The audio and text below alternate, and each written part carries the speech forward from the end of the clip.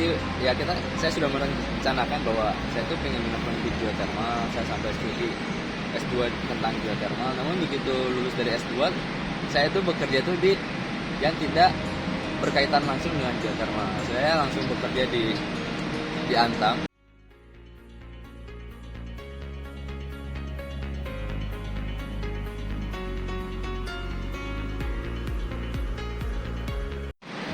Nah, selamat siang sahabat Datar Media. Saat ini di tengah-tengah istirahat di dalam pekerjaan kita keseharian, kita mencoba akan menggali ataupun berinteraksi dengan salah satu tokoh geologis muda Indonesia ini, dengan Mas Saiful Hilal. Jadi Mas Saiful Hilal ini rekan kerja kita yang kebetulan di tengah-tengah istirahat setelah makan siang. Kita akan coba mengorek ataupun menggali informasi dari Selamat siang Mas Hilal. Selamat siang Pak Dari. Sudah makan Mas Hilal? Sudah Pak. Mas Hilal, untuk sahabat Datar Media, biar kita bisa memberi wawasan, bisa memberi inspiratif, kemudian bisa memberi semangat, terutama tentang dunia kebumian ya, atau dunia eksplorasi, di mana tempat Mas Hilal menyematkan karir ataupun perjalanan dalam hidup karir ini. Tapi sebelumnya kita akan korek dulu untuk Mas Hilal ini. Beliau lahir di mana, dari mana, dan dibesarkan di mana. Ya mungkin siapa tahu bagi sahabat Datar Media yang kebetulan berdekatan bisa sama-sama untuk putar kopi. Gimana Mas Hilal ini dilahirkan di mana, kemudian dibesarkan di mana, dan memulai dunia pendidikannya di mana aja Mas Hilal? Baik Pak. Baik, sebelumnya terima kasih terlebih dahulu Pak karena sudah diundang dalam Datar Media ini. Dan ya menyambung dari jawab pertanyaan dari Pak Dari, saya itu lahir di Bandung. Lahir di Bandung? Ya, tanggal 27 Oktober tahun 1992.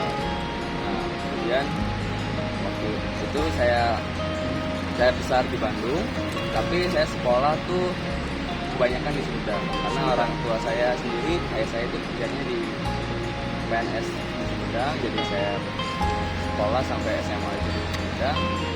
Tapi ya karena jarak Sumedang Bandung ya lumayan dekat, jadi kadang weekend itu di Bandung. Jadi dua kota itu ya selalu dihubungkan sama Mas Hilal ya, orang tuanya maupun kuliah. Ya, Pak. Kemudian setelah tamat SMA, jenjang berikutnya kemana? Saya dengar ini Mas Hilal ini juga nyampe di New Zealand ya. New Zealand. Ya. Jadi saya itu setelah tamat SMA itu, saya itu awalnya itu mau ke kedokteran Pak. Nah, tapi ternyata nasib bertindak lain, dan kemudian saya diterima di Fakultas Teknik Geologi di Unpad. Nah, jadi waktu awal mula saya kuliah di Geologi Unpad itu, saya sempat kepikiran pada tahun pertama itu saya mau mencoba SNMPTN lagi untuk kedokteran. Namun ada suatu mata kuliah yang waktu itu tentang geothermal dan membuat saya lebih tertarik untuk menekuni lebih lanjut, sehingga mengurungkan ya saya untuk SNMPTN, tapi lebih memperdalam terkait dengan geothermal. Geothermal, luar biasa ini sahabat Datar Media. Tentang geothermal ini kita akan gali lebih dalam ya, apa yang mendasari sehingga begitu tertarik sekali dengan geothermal ini. Nah kemudian apakah karena ketertarikan geothermal ini juga yang membawa Mas Hilal untuk ngambil studi khusus di New Zealand ini Mas Hilal? Iya betul Pak, jadi kan waktu kita di kuliah itu jam materi atau perkuliahan tentang geothermal itu sangat sedikit lah maksudnya, dan waktu saya masih penasaran untuk mengetahui lebih lanjut tentang geothermal itu seperti apa. Dan tapi waktu saya lulus tahun 2015 itu kondisinya tuh itu masih sedikit untuk rekrutmen, sehingga potensi peluang buat saya untuk bekerja itu saya masih belum terpikir untuk situ. Tapi saya waktu akhir kuliah itu saya sudah mulai menyiapkan rencana untuk melanjutkan studi S2 di University of Auckland di New Zealand, karena memang di tempat itu digadang-gadang sebagai tempat terbaik untuk belajar tentang geothermal. Luar biasa.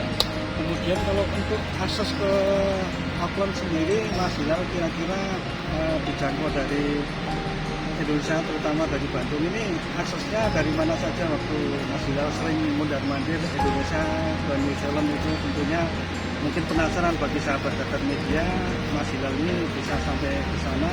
Rute yang diambil yang paling disukai Mas Hilal gimana?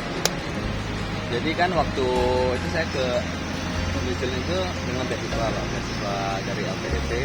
Jadi di mana waktu itu beasiswa dari LPDP sendiri hanya memberikan 1 kali tiket berangkat dan 1 tiket pulang. Nah, untuk keberangkatannya itu sendiri ya ke New Zealand itu saat itu tuh tidak ada yang pesawat direct dari Jakarta ke Selandia Baru. Jadi waktu itu pesawatnya itu pakai Malaysia Airlines. Jadi saya dari Jakarta itu pakai Garuda, kemudian baru dari Malaysianya kemudian pakai Malaysia Airlines. Ya. Malaysia Airlines langsung Ke Auckland ya. Auckland itu kurang lebih sekitar 8 jam. Kemudian diselesaikan tahun berapa Mas? Waktu ambil S2 di New Zealand. Jadi saya itu waktu selesai itu tahun 2018. 2018.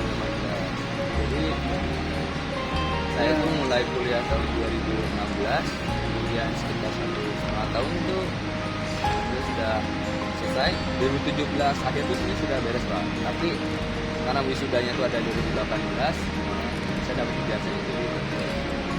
Luar biasa ini.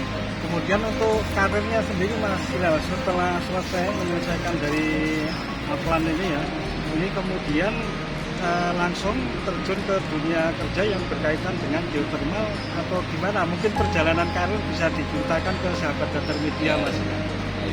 Jadi ya memang ya sebagaimana kita tahu ya hidup itu penuh oleh kejutan dan mungkin apa yang kita rencanakan itu belum tentu yang terjadi. Seperti ya saya sudah merencanakan bahwa saya itu pengen menemukan di geothermal, saya sampai studi S2 tentang geothermal. Namun begitu lulus dari S2, saya itu bekerja itu di yang tidak berkaitan langsung dengan geothermal. Saya langsung bekerja di Antam, yang notabene Antam itu perusahaan tambang BUMN, dan sebagaimana kita tahu khususnya kalau untuk tambang emas yang di sistem yang dimiliki oleh Antam, misalnya sistem sulfidasi rendah itu adalah fosil dari geothermalnya.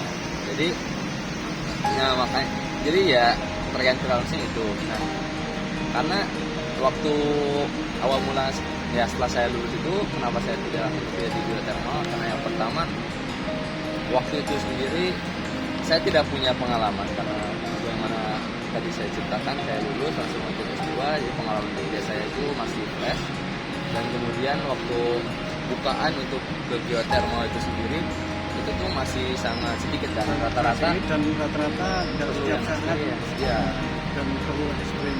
betul. Kemudian dari sisi ini Mas, pendidikan selama ditempuh di Auckland, nah, yang berkaitan dengan geothermal ini tentu kan untuk matching ataupun beradaptasi dengan dunia pertambangan yang notabene memang misalnya usaha dasar dari BUMN aneka tambang ini tentu saja ada beberapa yang terpakai untuk aplikasinya kan Mas. Jadi untuk tingkat kekecewaannya juga tidak terlalu besar ya, karena ilmu itu tetap bisa diterapkan di tempat Mas Hilal bekerja ya Mas.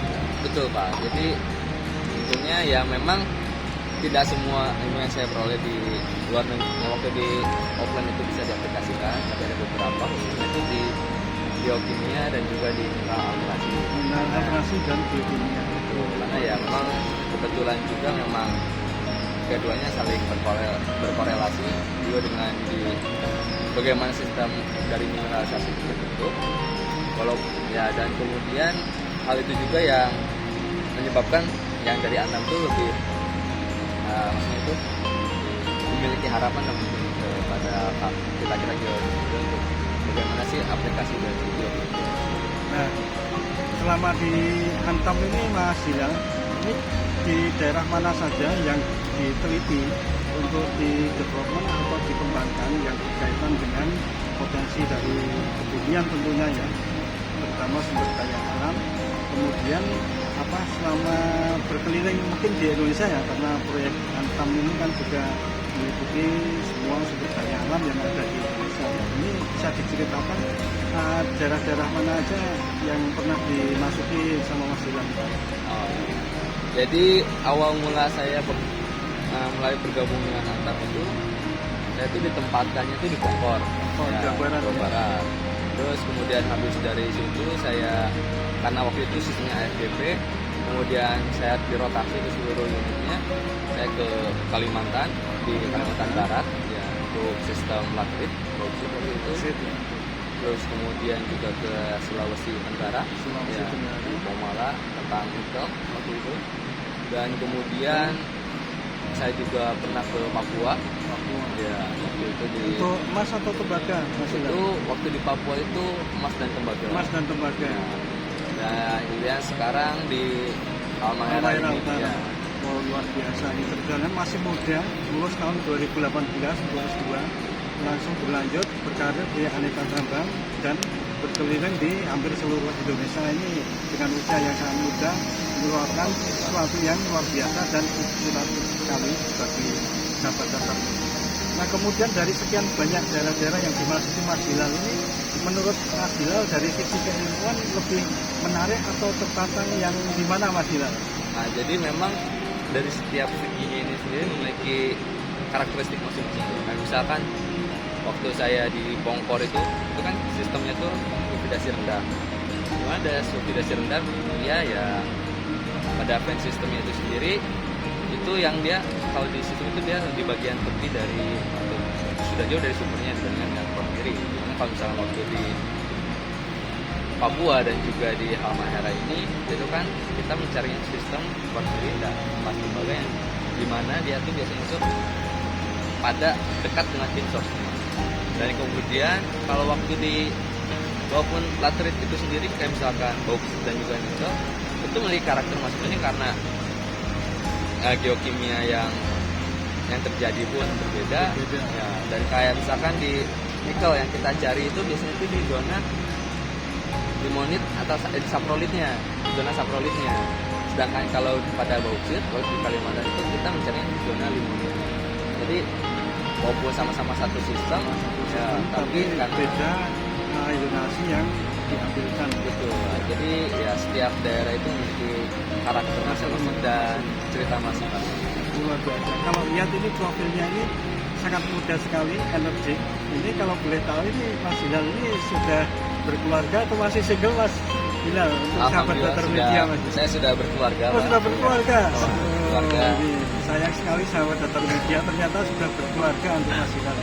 Tapi kita ambil sisi positifnya, beliau ini masih muda dengan karir yang begitu cepat cemerlang untuk terutama untuk di dunia pertanian ya, yang menyangkut tentang sumber daya alam, sehingga patut kita ikuti, kita contoh dan apa yang menjadi motivasi bisa kita serap untuk kita terapkan ke mungkin saudara-saudara kita atau teman-teman kita. Nah, Mas Hilal, ini kan sistem kerja kan di luar pulau, Mas, Ya. dari Jawa ke Halmahera, balik lagi ke Jawa, dan tentunya ini di saat di Jawa itu terasa sangat kurang. Nah, ini gimana suka dukanya yang bisa diceritakan ke sahabat Datar Media dengan sistem kerja yang seperti itu, Mas Hilal? Jadi ya memang ada positif dan negatifnya, Pak. Jadi ya memang kadang kita tuh memang dengan roster yang waktu kemarin misalkan 6-2, kita tuh menghabiskan waktu 6 minggu di lapangan dan 2 minggu dengan keluarga. Tapi kalau menurut saya itu mungkin juga lebih dari cukup. Kenapa? Karena dalam waktu 2 minggu itu sendiri kita tuh jadi lebih menghargai dari keterbatasan waktu yang kita miliki, sehingga waktu yang kita habiskan sama keluarga itu lebih berkualitas. Karena kadang seringkali juga walaupun kita, ya sepengamatan saya gitu, seringkali juga walaupun bekerjanya misalkan di kota yang sama, setiap hari itu bertemu dengan keluarga, namun dari banyak waktunya itu sendiri mungkin untuk waktu kualitas bersama keluarganya itu sedikit lah, karena merasa seakan-akan mungkin ya setiap hari Hampir setiap hari. Betul. Jadi rasa rindunya ini Ya. lebih menggigit, Betul, Pak. Jadi lebih ya nendang sekarang ini ya, Mas Hilal. kurang lebih seperti itu, Pak. Jadi Baik. ya positifnya itu Pak. Jadinya Jelas. rasa akumulasi akan rindu itu waktu bertemu bisa dilupakan. Berarti seperti mengulangi pacaran, masa-masa pacaran dulu ya Mas Dilan. Ya, Betul. ketemu menahan rindu, wah, pasti luar biasa rasanya di rumah. Iya. Penuh kehangatan tentunya. Betul ya. Saya yakin Pak Dahri juga lebih dari tahu terkait hal itu. Nah ini mungkin ada pesan-pesan atau quote yang bisa disampaikan ke sahabat datar media Mas Dilan, yang tentunya bisa menambah semangat ataupun menambah wawasan, sehingga apa yang Mas Dilan pakai sekarang ini bisa menjadi cambuk motivasi untuk sahabat datar media untuk lebih giat atau lebih maju lagi ke masa-masa yang depan Mas. Nah, jadi kalau menurut saya itu berdasarkan pengalaman hidup saya yang sependek ini adalah kita tuh harus selalu optimis dan juga kita tuh harus selalu bersyukur dan melakukan yang terbaik pada setiap kesempatan yang ada. Karena walaupun kita jauh dari rencana yang telah kita buat, namun yakinlah bahwa itu merupakan yang terbaik buat kita, dan apabila kita melakukan yang terbaik maka hasilnya pun akan terbaik.